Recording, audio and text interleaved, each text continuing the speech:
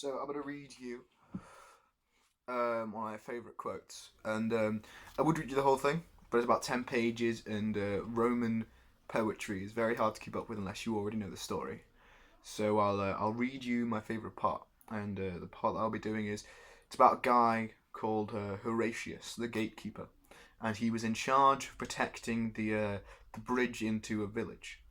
And he saw an enemy fleet approaching, and so he and his men went out and fought them.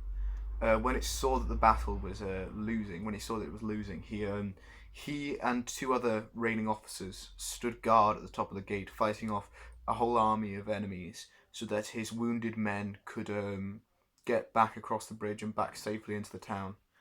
And when he was commended for this, this is what he said.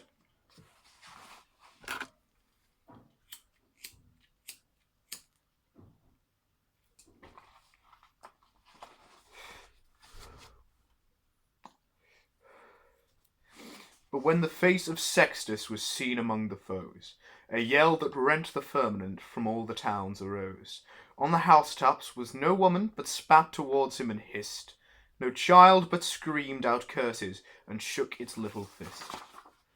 But the consul's brow was sad, and the constable's speech was low, and darkly looked he at the wall, and darkly at the foe. Their van will be upon us before the bridge goes down, and if they once win the bridge, what hope to save the town? Then outspoke brave Horatius, the captain of the gate. To every man upon this earth death cometh sooner or late, and how can a man die better than facing fearful odds for the ashes of his fathers and the temple of his gods?